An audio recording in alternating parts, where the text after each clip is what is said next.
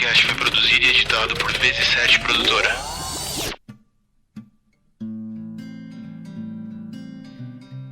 Sejam muito bem-vindos ao Memórias Pod. Esse é o podcast Storytelling, dedicado a contar histórias reais em que o nome de Deus foi glorificado.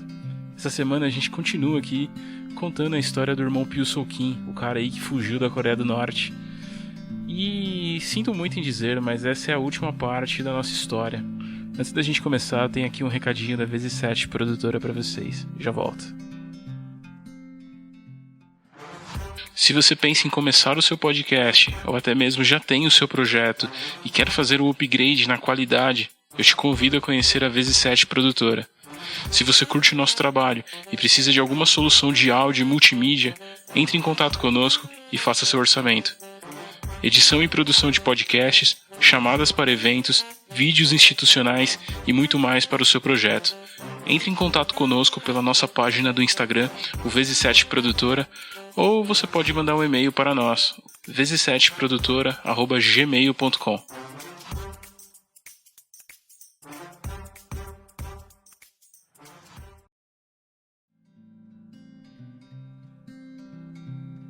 É isso aí, galera. Aí, ó, a produtora VZ7 vai andar aí junto com Memórias Pod. Então, se você gosta desse projeto, se você gosta desse podcast, do trabalho que é feito aqui, e você precisa de alguma solução de áudio ou vídeo, entre em contato conosco, que eu tenho certeza que vai valer a pena. Antes da gente começar, eu quero pedir para vocês seguirem o podcast nas plataformas digitais, se inscreva aqui no canal da IDB Jaraguá, curta o vídeo, comente, e se você quiser entrar em contato conosco, nosso e-mail é projetomemoriaspod@gmail.com. Agora sim, sem mais delongas, vamos pro episódio.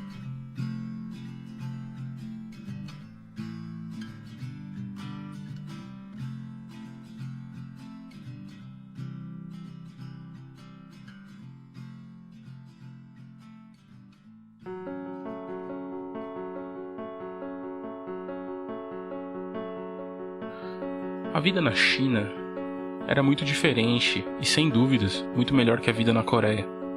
Só que também era muito instável. Nesse ponto da história, Myung e Pyo já não usavam mais esses nomes. Eles adotaram os nomes de Maria e Pedro. As crianças passaram a se chamar Saron e Daniel. Mas, para facilitar a nossa compreensão da história, eu vou manter os nomes coreanos. A China é um país enorme e com muita densidade populacional. Mas o casal, agora junto com seus filhos, não conseguiam mais relaxar. Estavam sempre atentos a qualquer sinal de perigo, policiais na rua, batidas na porta, movimentação de vizinhos e até mesmo inspeções de rotina da igreja. Essas inspeções eram feitas pela polícia e aconteciam de forma rotineira, mas o casal já tinha um local apropriado para se esconder durante as batidas policiais. Afinal, eram refugiados e a China tem uma política severa com imigrantes ilegais. A fé só aumentava a cada dia. Cada experiência com Deus os tornavam maiores diante das dificuldades, mas o fato de estarem sendo caçados os impediam de desfrutar a paz genuína. A sensação que antes era de fome constante foi substituída por ansiedade. A vida não era, digamos, normal, mas ia bem na medida do possível. Aos poucos, a família foi encontrando uma rotina. Pyo e Myung estavam sempre indo a outras igrejas. As crianças passavam quase o dia todo envolvidas em alguma atividade. Após alguns meses, foram consagrados diáconos na igreja que funcionava em cima da casa de Esther. O inverno na China é tão rigoroso que os cultos precisavam ser realizados na casa de Esther, pois o salão ficava muito gelado. Já na casa, todos se reuniam na sala. O fogão era aceso e o calor da lenha logo preenchia o ambiente. Os meses foram se passando e logo chegou o Natal. Pyo ficou encarregado de cortar um pinheiro que seria decorado com itens guardados em uma caixa que ficava o ano todo em cima do guarda-roupas. Logo, a árvore começou a ser decorada. Uma luz aqui, um sino dourado ali, e no topo uma bela e grande estrela. No pé da árvore, Dae-jin montava com todo cuidado o presépio com o menino Jesus ao centro. Na Coreia do Norte, a música Jingle Bells era proibida, e as pessoas acreditavam que era tocada em boates e bares nos Estados Unidos. Eles aprenderam que o Natal era uma festa maligna, que era comemorada somente por pessoas que eram inimigas da Coreia do Norte. O Natal desse ano Talvez tenha sido o dia mais feliz da vida de Pio. Não tinha nenhum instrumento musical ali, mas era como se eles não fossem necessários, porque as vozes preenchiam o ar e a adoração daquela família tomou conta do ambiente, mudando a atmosfera. Felicidade. Isso é felicidade genuína. É isso o Natal. Celebrar a Cristo, pois a sua vida foi exemplo para nós, e o castigo que veio sobre ele é que nos trouxe a paz. Finalmente, após esse momento de reflexão, chegou a hora da ceia, mas dessa vez a comida não era a protagonista. Foi a primeira vez que Pio e sua família ganharam presentes.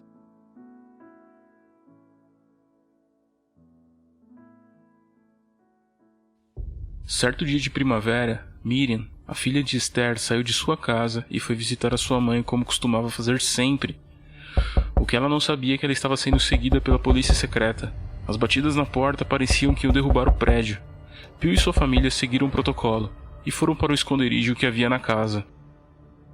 O policial disse que sabia que tinha refugiados ali e que eles deveriam entregá-los. Miriam disse que não tinha refugiados na casa. O policial insistiu e disse que sabia que tinha uma mulher norte-coreana ali que não falava chinês. E ele disse que sabia e teria como provar disso fazendo apenas algumas perguntas. Nesse momento, a vovó e a filha mais velha estavam escondidas em outra casa. Os policiais voltaram mais rápido que o esperado.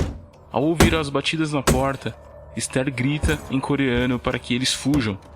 Pio, num instinto de sobrevivência, salta pela janela. Num movimento rápido, puxa Dae-jin para si. Na mesma hora, puxa Myung para o lado de fora.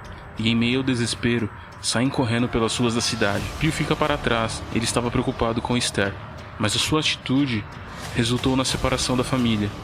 Pio correu o mais rápido que pôde, mas não conseguiu achar sua família. Ele resolveu voltar para a casa de Esther, mas à distância ele logo percebeu que a polícia ainda estava lá. Sua saída foi pegar um táxi e ir até o mercado. Ao telefonar para um amigo de confiança, recebe a notícia que traz paz ao coração. Myung e Dae-jin estavam bem. Os policiais reviraram toda a casa de Esther. A maioria dos móveis foram quebrados. Os colchões foram rasgados e todos os pertences foram jogados no chão. Os policiais ficaram enfurecidos e prometeram voltar. De noite, Pio voltou à casa de Esther. Ele precisava pegar algumas roupas e alguns pertences. Ao entrar pela janela que ainda estava aberta, ele pôde perceber o tamanho do estrago causado pela polícia. Esther estava dormindo. Pio entrou, pegou as coisas que precisava e foi embora sem fazer nenhum barulho. Pio e sua família encontraram o esconderijo na casa de um membro da igreja, mas o local era inadequado. Devido ao tamanho ser muito pequeno, Esther disse que eles não deveriam voltar lá por segurança. Ela indicou um amigo que era dono de uma fábrica de tijolos. Ele não era membro da igreja, mas a sua mãe era cristã dedicada. O homem, além de abrigar a família, deu um emprego para Myung e Pio. O homem era generoso e pagava bem. Essa era a primeira vez na vida que Pio conseguia viver por conta própria. O homem empregava 50 funcionários, entre eles 8 refugiados. A polícia ia sempre lá, mas já haviam pilhas de tijolos que ficavam posicionadas em locais estratégicos para servirem de esconderijo. Teve uma vez que os policiais saíram e voltaram meia hora depois. Dessa vez não deu tempo de fazer muita coisa. Pio e sua família passaram 3 dias dentro do esconderijo de tijolos. A polícia era mais energética a cada batida. A solução mais prática encontrada foi se mudar para o depósito, e foi lá que eles dormiram 30 dias em esteiras finas no chão de concreto. As condições eram deploráveis, mas pelo menos estavam juntos e tinham alguma comida.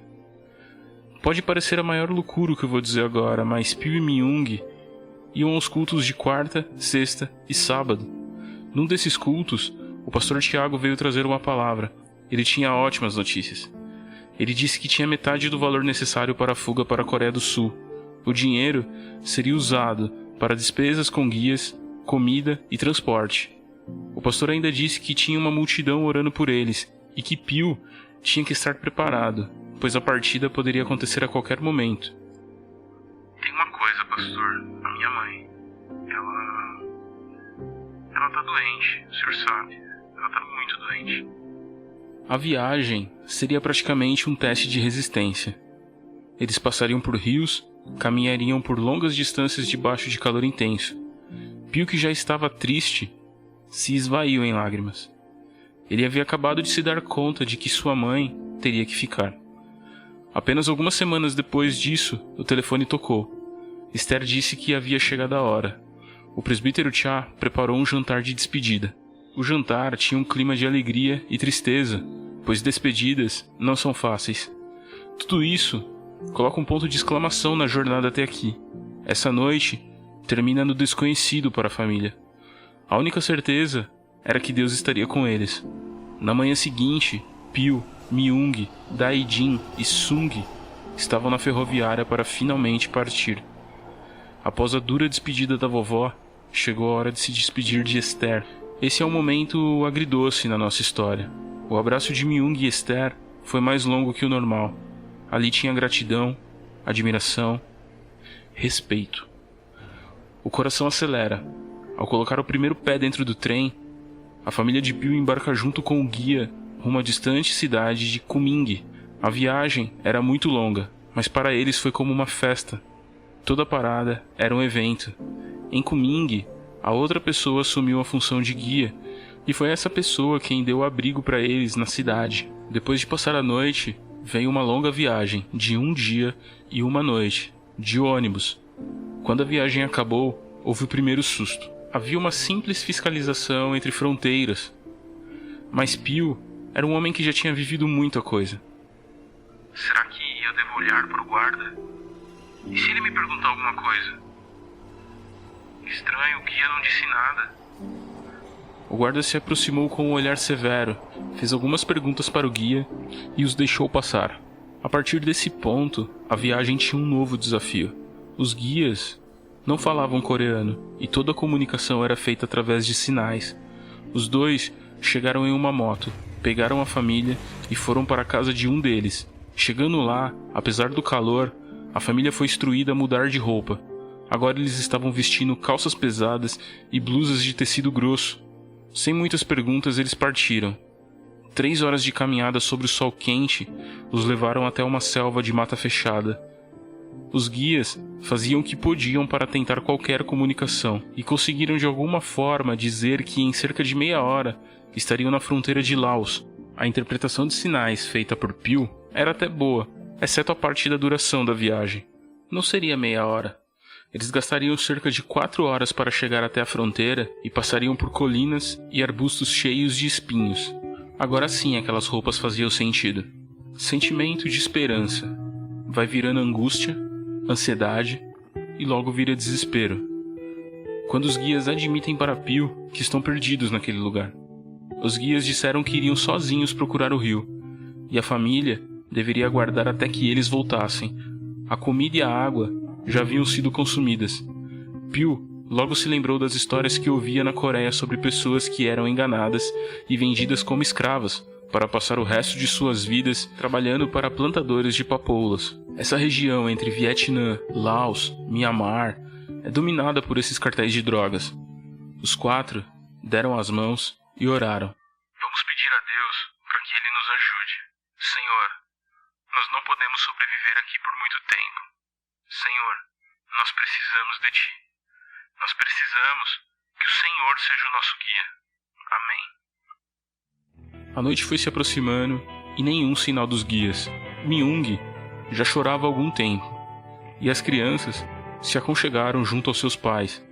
Então finalmente veio o melhor som de todos. Era um dos guias que os chamavam de dentro da mata. Depois de cerca de 30 minutos, todos já estavam próximos ao rio e passaram a noite ali mesmo, em um abrigo improvisado com folhas e troncos. O dia amanheceu e um barco deveria vir para buscá-los, mas ele não veio. As últimas provisões que haviam sobrado com os guias, que eram apenas alguns biscoitos, foram devorados na primeira hora do dia. Deus é fiel, pessoal. Na Coreia, nós sobrevivemos por muito tempo e com muito pouco. Muito menos do que nós temos hoje. Com certeza, nós vamos suportar esta noite e o que vier pela frente, pois nós estamos com Deus. A família ficou escondida atrás de arbustos, esperando pacientemente nas margens do imponente rio Mekong. Esse rio ele começa na China, constitui fronteira entre Myanmar, Camboja e Vietnã, antes de desaguar no Mar da China. Só após as 16 horas, Os guias finalmente avistaram um barco de resgate. A lancha, ao passar por eles, não parou. Eles estavam sob a mira da guarda costeira da região. Todos ficaram aturdidos quando perceberam que o barco que perseguia a lancha tinha a bandeira de 5 nações vizinhas. Cerca de 500 metros rio acima, ainda era possível ver a guarda costeira ainda os perseguindo. A lancha parou e todos embarcaram em meio a gritos apressados. O piloto acionou o motor ainda durante o embarque. Assim que o último passageiro subiu, a lancha partiu. Não foi uma viagem nada tranquila. A lancha estava em péssimas condições e o mar estava agitado. A família já estava 2 dias sem comer nada e a comunicação com os tripulantes era impossível devido à barreira do idioma. Os guias tinham um único celular que servia para ligações de emergência, só que o telefone se perdeu na hora do embarque. Como um dos guias precisava dar um telefonema, eles pararam o barco em uma praia. Isso era muito fora do comum, mas não tinha outro jeito. Ao cair da noite, os guias voltaram com um pouco de comida e água. Trouxeram um pacote de arroz, uma guloseima ali da região e comida enlatada. Todos estavam famintos e devoraram a comida com as mãos mesmo. Essa noite, eles passaram ali mesmo, na selva de Laos, mas o Sudeste Asiático não é um lugar muito amigável para quem não é acostumado com o clima dessa região. Essa, sem dúvida, foi a noite mais longa de todas. Todos amanheceram com picadas de mosquitos por todo o corpo. O calor era insuportável e a chuva era constante. Em paralelo a isso, os guias estavam preocupados. Ainda não tinham conseguido dar o telefonema. Sendo assim, o grupo viajou por mais 2 horas pela selva. A essa altura, Pio já estava nervoso, pois ele não sabia nada do que estava acontecendo. Ao se aproximar da fronteira com a Tailândia, veio um alívio. Os 2 guias que assumiram a partir daqui falavam a língua de Pio. Cruzar a fronteira com a Tailândia foi muito mais fácil do que o esperado. Simplesmente não havia nenhuma segurança, nenhum guarda, nada. Os guias levaram a família de Pio para casa e os serviram abrigo e comida. Quando o dia amanheceu, haviam 4 caderninhos com foto e o nome de cada membro da família de Pio. Ele se emociona, pois aqui ele percebe que aquilo eram passaportes. Ele chorou copiosamente quando ele soube que naquele mesmo dia eles iriam para o aeroporto e às 14 horas a família embarca em um avião rumo a Bangkok. Pio nunca havia voado, mas o que mais marcou ele nessa experiência não foi o voo em si, mas sim a sensação de liberdade quando o avião decolou. Em Bangkok, eles foram levados a um abrigo para refugiados norte-coreanos. Lá, eles decidiram que seria melhor a família ir para um abrigo no Camboja. Na manhã seguinte, partiram rumo ao leste em direção à fronteira. Lá eles passaram mais uma noite próxima à fronteira e ao amanhecer, o guia pagou a um fazendeiro tailandês para levar as crianças de carro para o outro lado. Pio estava com uma camisa floral e uma máquina pendurada no pescoço. Myung estava com um vestido longo e chapéu de palha. O casal carregava muita bagagem, como se fossem turistas. Do outro lado já da fronteira, a família se reuniu novamente e foram de táxi até uma cidade turística que ficava próxima ao mar. O casal e seus filhos entraram em um barco e viajaram rio acima até a capital do Camboja. Lá, eles entraram num carro que os levou até um abrigo que ficava em uma igreja. No abrigo, haviam 28 pessoas, sendo uma delas uma mulher, que era da mesma cidade de Pio. O lugar tinha regras severas. Todos deviam ajudar nas tarefas diárias, limpeza, comida e manutenção. O problema mesmo era não poder sair do lugar. O Camboja mantinha relações diplomáticas com a Coreia do Norte. Na prática, isso significa que, se eles fossem pegos pelas autoridades, eles seriam deportados para o seu país. Pio era relutante em conversar com as outras pessoas no começo, mas logo ele foi se abrindo e fez amizades verdadeiras naquele lugar.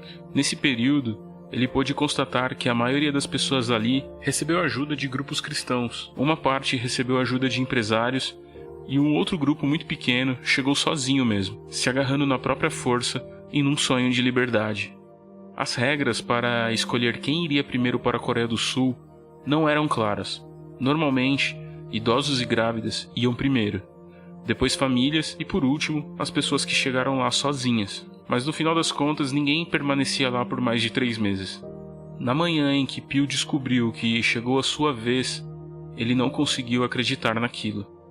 Ele queria comemorar, pular, sorrir. Mas ele se conteve, em respeito aos que iriam depois dele. No aeroporto, boa parte das pessoas eram norte-coreanas. Essa era a segunda vez que a família andava de avião, mas dessa vez era muito diferente. A aeronave era enorme, tudo era limpo e moderno. É um pouco estranho, mas ele sentiu uma espécie de orgulho do avião sul-coreano que ele era passageiro naquele dia. As comissárias de bordo sabiam que eles eram refugiados e os trataram com toda a gentileza e respeito possível. A família se sentou no fundo do avião e foi cuidada e protegida por toda a tripulação. O comandante deu o último aviso do voo. Eles finalmente iriam aterrissar.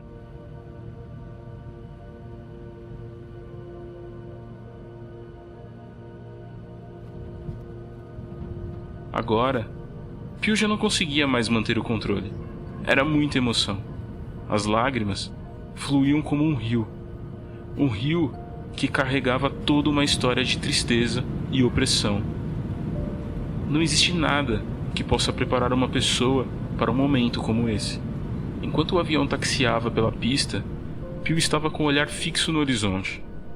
Nesse momento, ele se lembrou de atravessar rios e montanhas.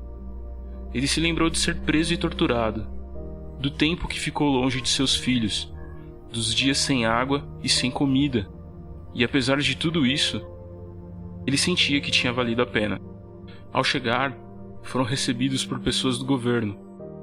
Passear pelas ruas de Seul deve ser uma experiência incrível para qualquer pessoa, mas para eles tinha um gosto diferente. Um gosto que eles não conheciam.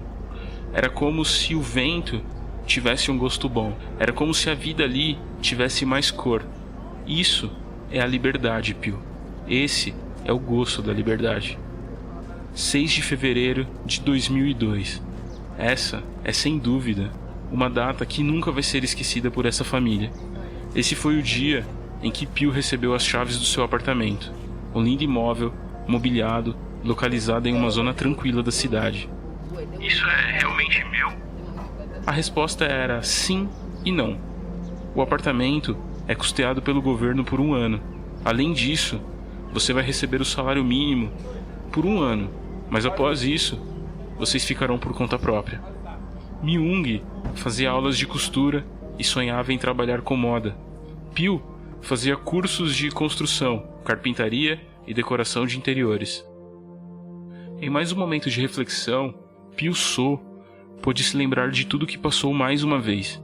Em todas essas viagens que fez em busca de comida, o tempo que esteve preso, a violência que sofreu, na vida que ele teve na China, e mesmo assim, ele chegou à conclusão de que ele realmente precisa de Deus. Eu prefiro viver na Coreia do Norte como um cristão do que viver aqui como um milionário sem Deus.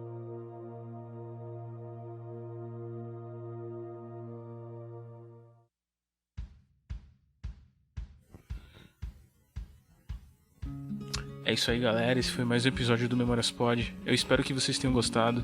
Pra mim foi incrível, foi muito legal poder gravar sobre o irmão Pio.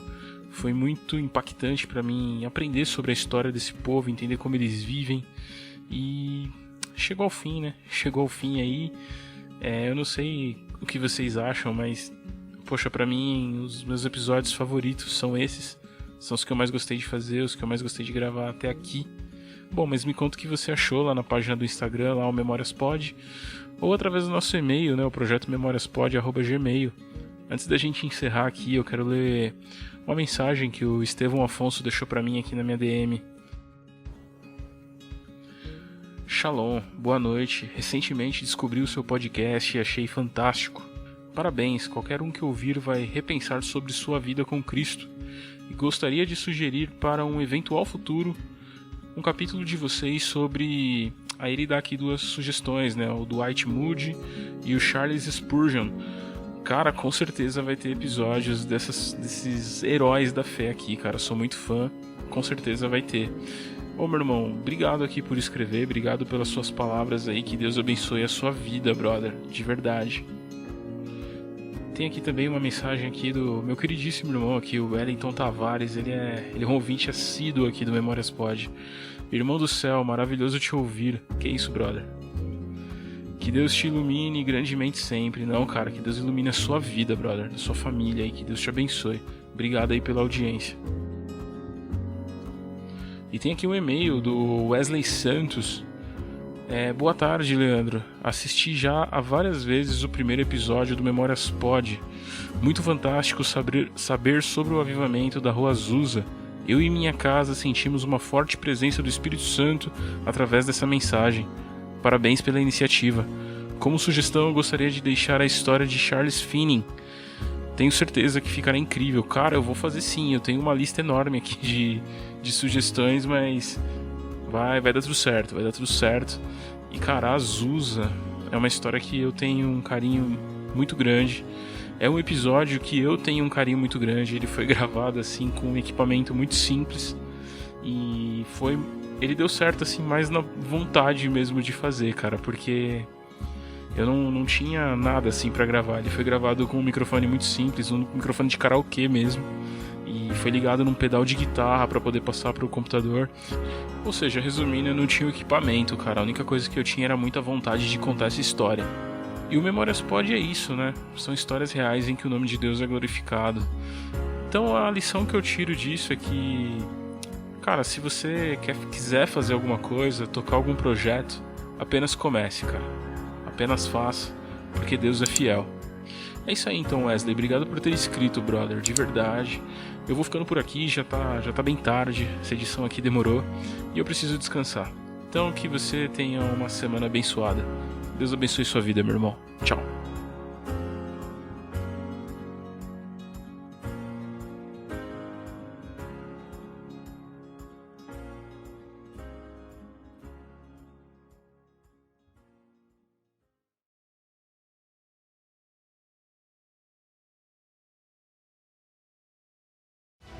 Sou Igreja de Deus. Esse podcast foi produzido e editado por Vezes 7 Produtora.